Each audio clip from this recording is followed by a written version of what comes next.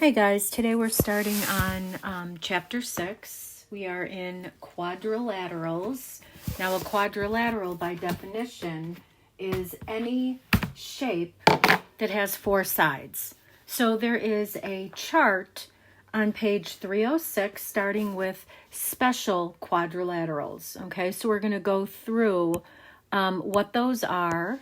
Okay, so the first one is a parallelogram. Okay, so it says a parallelogram is a quadrilateral with both pairs of opposite sides parallel. Okay, so that means opposite sides are this and this, and let's get a different color, this and this. Okay, that is not to say, obviously, that they are congruent. That is only to say that these two sides are parallel to each other, okay? And they will end up being the same length, but they are not going to be the same length as these, which are parallel to each other, okay? So parallelogram is the basic one.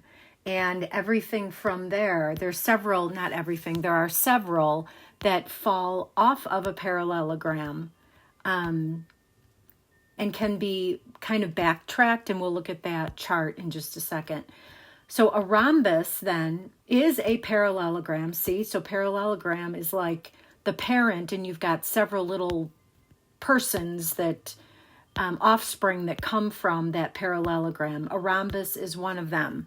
A rhombus is a special type of parallelogram where all four sides are congruent. Now, if it is a special type of parallelogram, that means that opposite sides are parallel to each other. Okay, so opposite sides are parallel to each other, but in this case, a rhombus says that all four of these sides are also congruent. Okay, so we're taking the basic parallelogram characteristics and we're kind of getting more specific with each of the following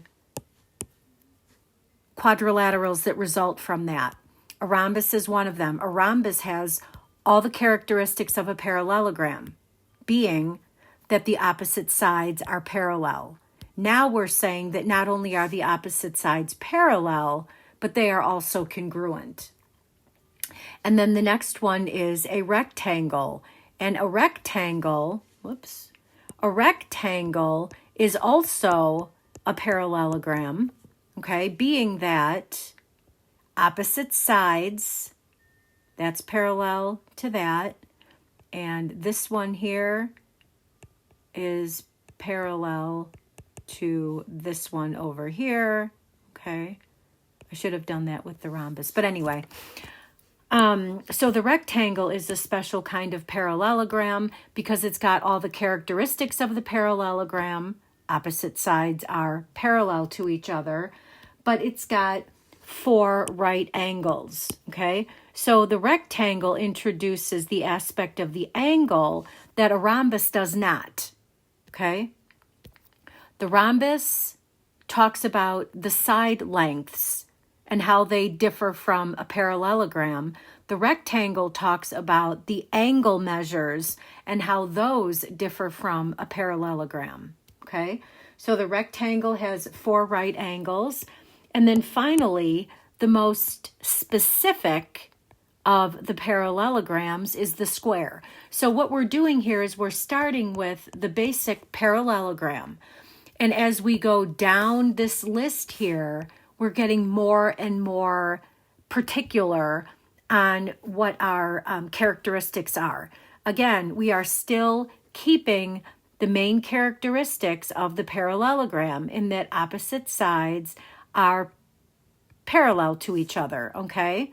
Now, just like the rectangle, which is the one above the square, we've got right angles. Okay? So the square takes on some of the rectangles characteristics, okay, so we can kind of backtrack there for angles. It also takes on some of the rhombus characteristics, being that all four sides are congruent. So all in all, the square is the most specific type of parallelogram that you can have, okay?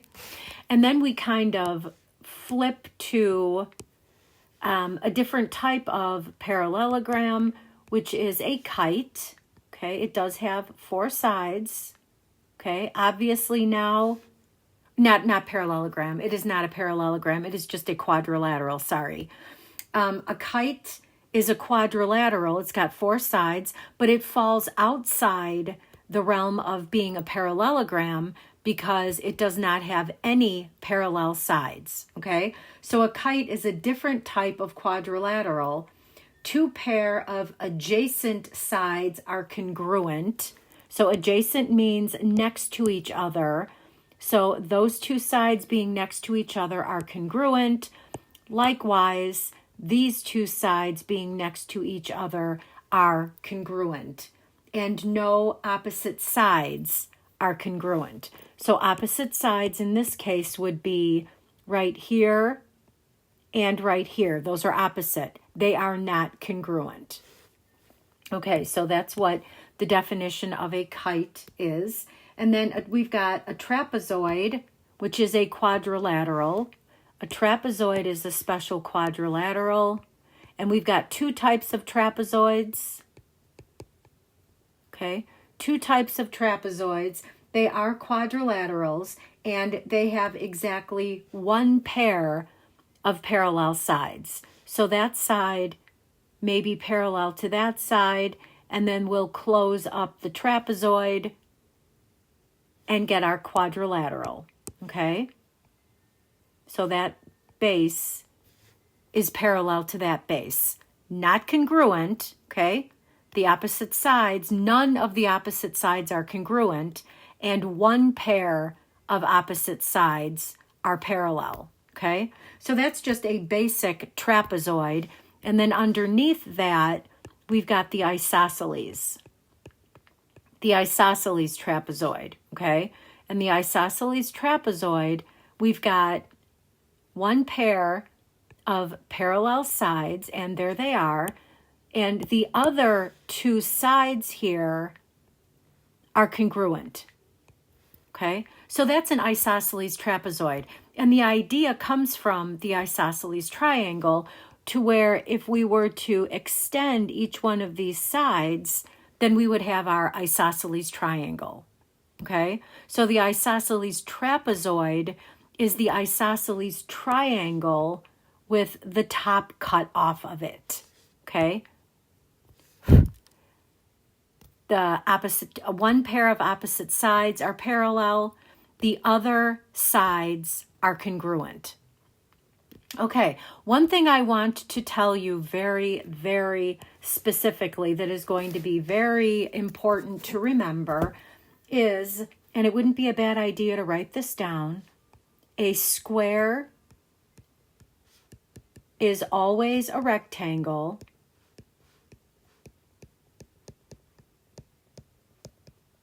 but a rectangle is not always a square.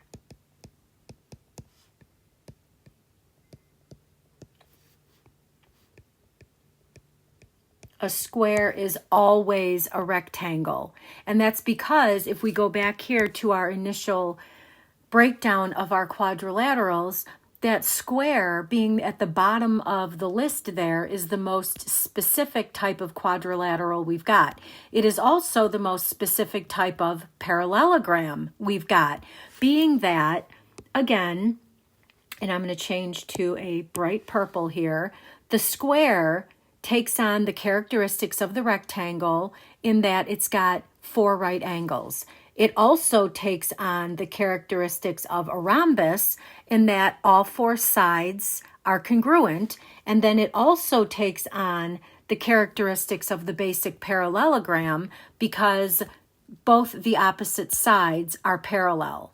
Okay, so a square can be a rectangle, but a rectangle is not always a square. Okay, it also follows then that a square is always a rhombus, but a rhombus is not always a square because we're working backwards. Okay, so we can also say a square is always a rhombus,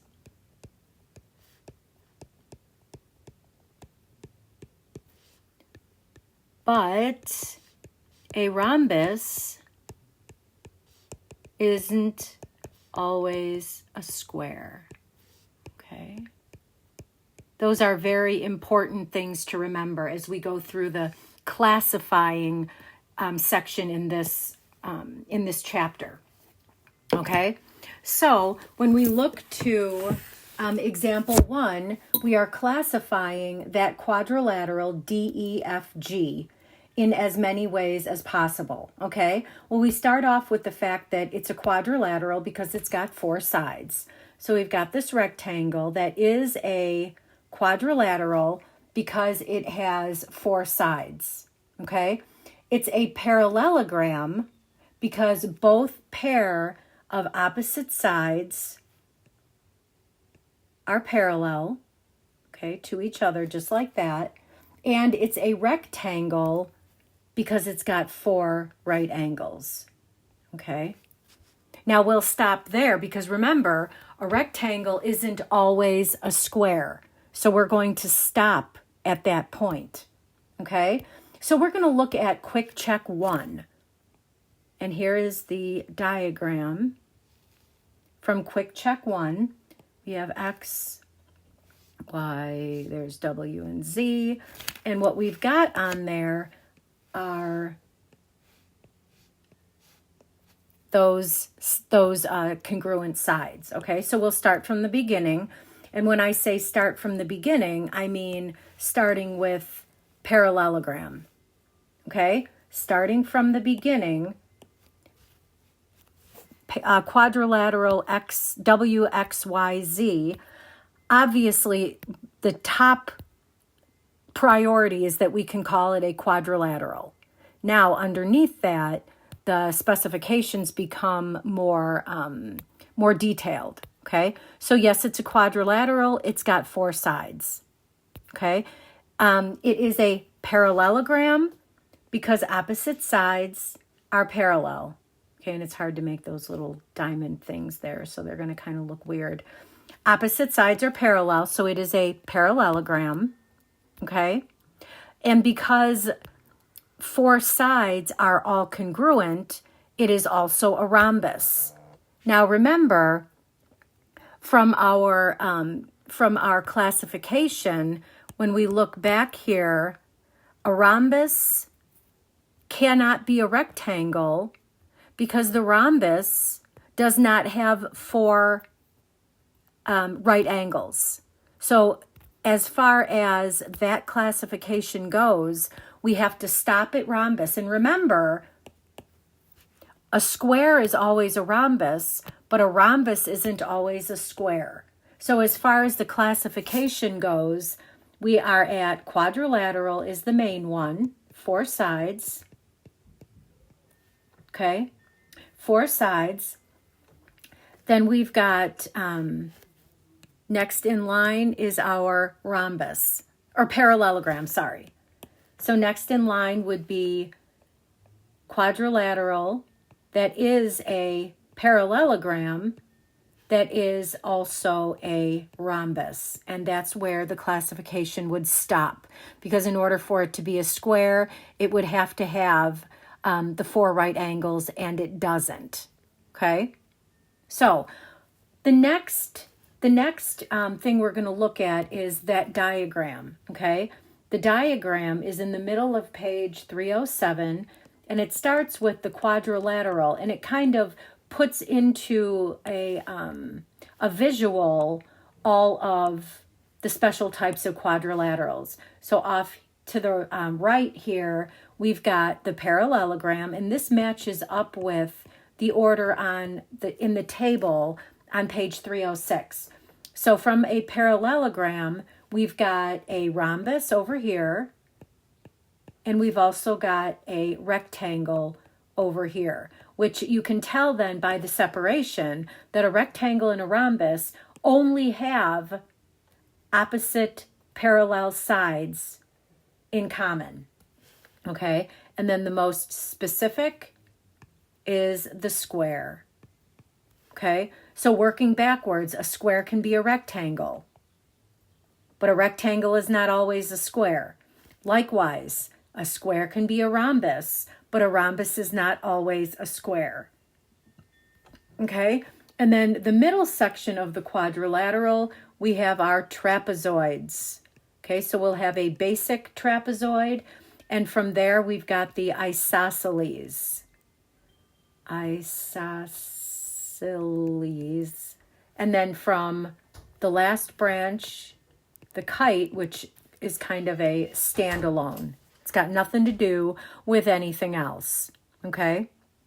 So the parallelogram is the most specific, or the most broad, of all of the quadrilaterals, because it has a lot of offspring, so to speak, that come from it. So rectangle is a parallelogram, a rhombus is a parallelogram, a square is a parallelogram, which is also a rectangle and a rhombus. All right, so this is not a bad chart to remember as far as classifying goes. Another thing to remember is you can always work up, but you can't work down. In other words, again, a square can be a rectangle, okay? But working down a rectangle is not always a square, okay? And then classifying when we graph, so we're going to look at example 2, the quick check, okay? So under the quick check, we're looking at graphing these vertices and classifying as closely as possible what kind of a quadrilateral we have. Okay, so A is at -3, 3, right there. So A is at -3, 3.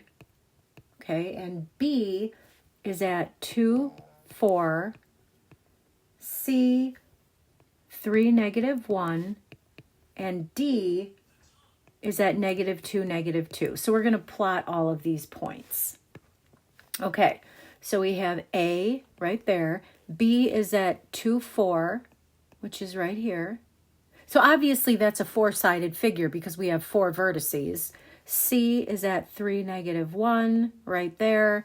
And D is at -2, -2.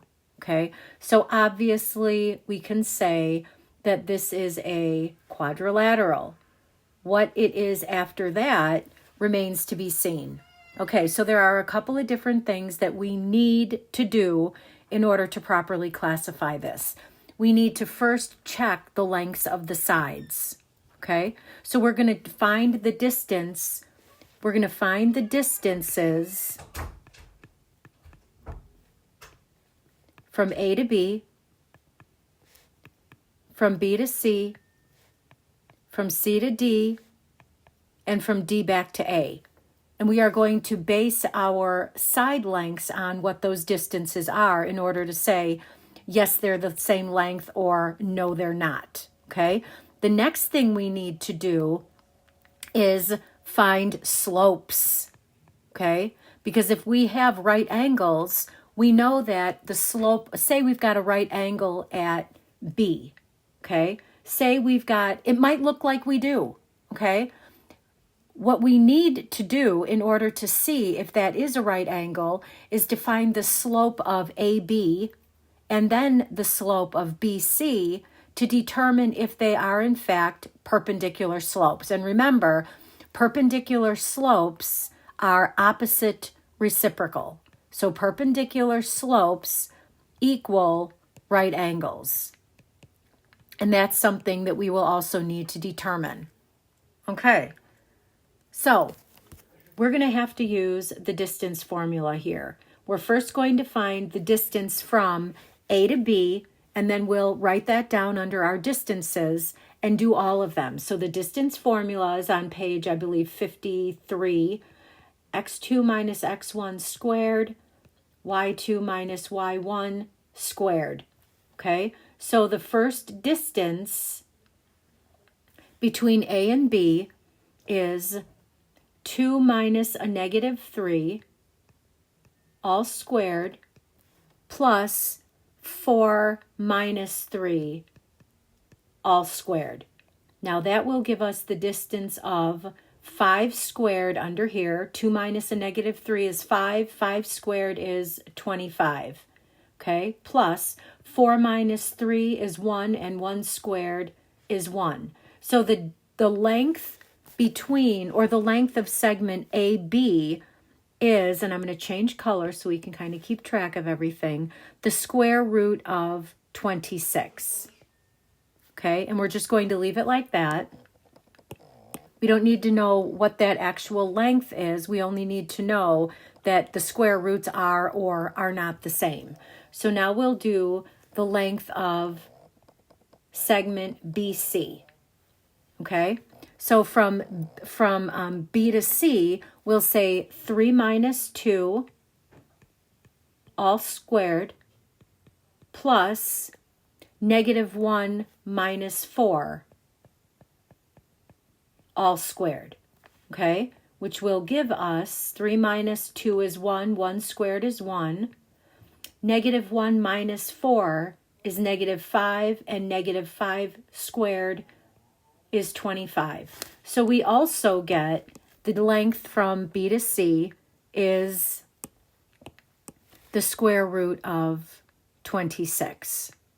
Okay, now we'll do the same thing from C to D. And you may think that there is a way around this and you don't want to do all this work. There isn't a way around this. This is the only way to determine whether or not these sides are congruent. Taking shortcuts leads to incorrect, possibly incorrect answers, unless you just want to guess. So from C to D, we'll say negative 2 minus 3 squared plus negative 2 minus a negative 1 squared.